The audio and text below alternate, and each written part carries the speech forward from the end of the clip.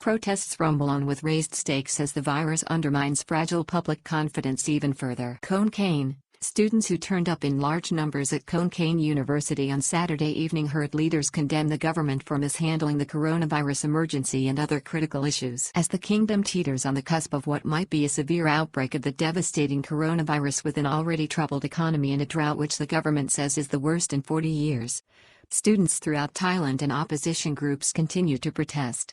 They are calling for the removal of the current government and blaming it for its mismanagement of the current series of crises. Thai students at Khon Kaen University came out for a second night on Saturday to protest against the government in large numbers. The rally occurred against a backdrop of rising concerns for the kingdom as the coronavirus threatens to take hold with a pickup of infections and fears for the already deeply troubled Thai economy. The gathering is part of an ongoing, rolling campaign of protests across the kingdom which has not stopped since the dissolution of the Future Forward Party on the 21st of February. New Move Forward Party. Former MPs from that party have already moved to a new political grouping named the Move Forward Party. The new party, in reality, is the takeover of an old party and name change. Move Forward is being led by a charismatic young leader in Bangkok MP, Pitatim Limjaro in Rat. Enthusiastic protest by students ends in dancing. The protests have since gathered steam. The only change is that the calls are now not so much focused on political reform but the ousting of the current government. This was the main theme of Saturday's event, which saw students arrive at the grounds of the law faculty at Khon Kaen University to commence their loud and raucous protest, which ended in a night of music and song. White blanket to express words of discontent. The protests began at 6:30 p.m. and students were invited to write on a white blanket expressing their thoughts on the current government. Speakers on the podium consisting of student leaders did not hesitate to blame the government for its handling of the virus emergency as well as other severe challenges which have led Thailand into what one former finance minister, Virabongsa Ramangura, told an opposition party seminar last week was a multi-crisis situation. These circumstances were acknowledged by the Prime Minister himself on Saturday evening when he called for unity in the face of a deteriorating economy, the worst drought in 40 years and now a seething movement towards crisis as the public fear the worst is to come from the virus. Student leaders blame the government for mishandling the coronavirus crisis and other challenges facing Thailand.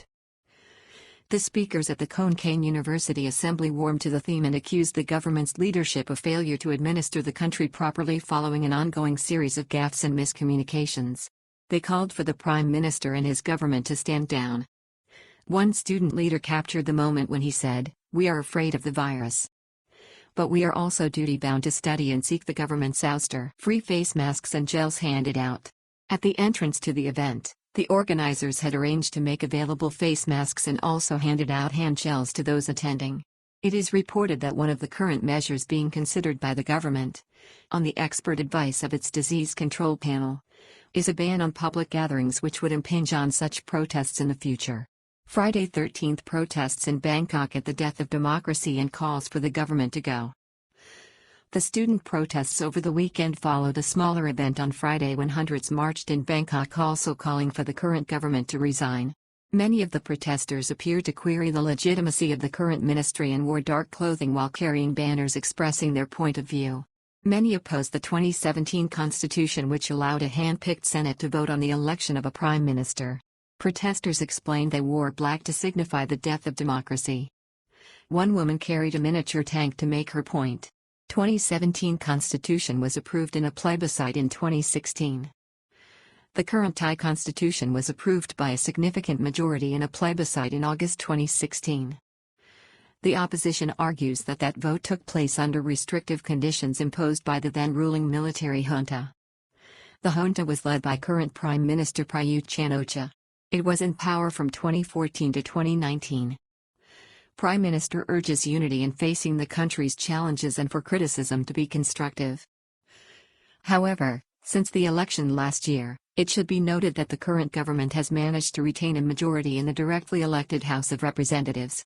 It recently won a series of no-confidence votes targeted at the Prime Minister and a range of his ministers.